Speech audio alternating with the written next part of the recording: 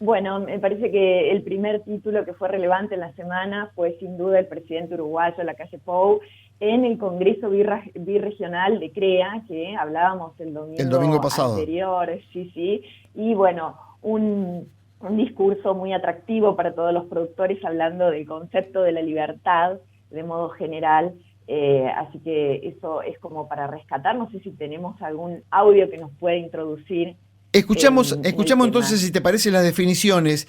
Estas definiciones yo por ahí repasaba también y valoro, digamos, que haya rescatado como idea este concepto de libertad, porque él en un momento determinado dijo no fue regaladas, la tuvimos que vivir Mm. también a codazos. Y creo que también la libertad define el ser nacional de...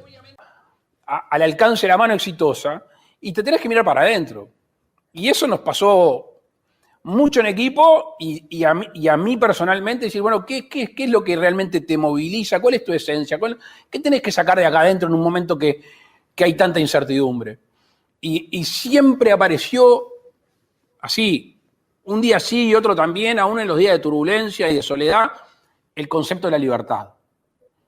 Y el concepto de la libertad, que acá después un día dijimos que era una libertad responsable, para mí es como de perogrullo. La libertad es responsable, porque la libertad es del individuo, pero inserta una comunidad. Y la libertad con responsabilidad, en un momento de dificultades para mucha gente, necesariamente trae aparejado solidaridad. Entonces, esos tres conceptos que se complementan fueron los que a nosotros todo el tiempo nos volvían una y otra vez desde el gobierno, pero sobre todo, y para mí lo más lindo, es que es la interpretación del ser nacional. O sea, libertad o muerte nos acompaña desde que tenemos uso de razón en los uruguayos. Y una libertad que no fue changa, que no fue regalada, fue una libertad a los codazos, fue una libertad, acá vino todo el mundo a querer quedarse y ponernos su bandera. El uruguayo, el oriental primero y el uruguayo posteriormente, tiene una vocación de libertad. Y después tiene una vocación institucional y de civilización muy importante, muy importante. Date cuenta que tenemos los partidos políticos más viejos del mundo. Date cuenta que hoy estamos viviendo el plazo democrático más largo en la historia del país, con cambios de gobierno de distintos partidos. Bueno, yo lo escucho a Lacalle Pou y tengo una santa envidia. Subrayame lo que te quedó como esencial de este fragmento.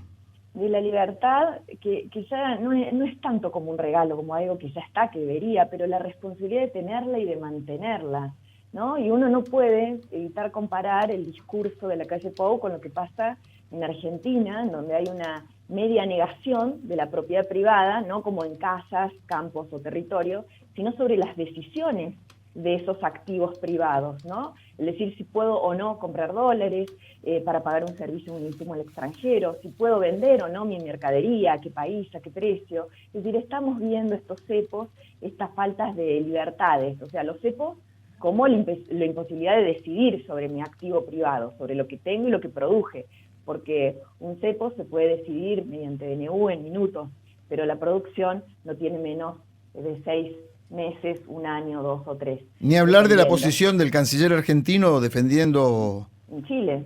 en Chile al delincuente que puso en jaque al sur de la República Argentina, una región de la República Argentina. En cualquier momento a la Patagonia le van a cambiar la denominación, pero también sostenido por el propio gobierno, ¿no? Sí, y ahí lo podemos relacionar con ese ser nacional que hablaba Lacalle Pou. ¿Qué es el ser nacional? Lo que nos distingue y diferencia de otros pueblos. Y bueno, y esa concepción o esa percepción, porque la libertad en Argentina en parte está muy enfocada en algo por lo pronto contradictorio, ¿no? La libertad sobre la decisión de género, de nombres, o sea, yo me percibo mapuche, yo me percibo hombre, es decir, como grupo de decisiones personales o sociales, pero no sobre las decisiones económicas. Si en lugar de ser una ciudadanía parece que somos una suma de tribus, ¿eh? Exacto, es un sí pero no la libertad de Argentina, por lo pronto. Una suma de tribus, que cuando nos subimos al escaparate, nos subimos a la tribuna, entonces tenemos la tribuna de los pobres, la tribuna de los excluidos, la tribuna de los no aceptados, la tribuna y seguimos generando divisiones sobre las cuales muchas veces no podemos tomar una posición porque estamos o no estamos de acuerdo.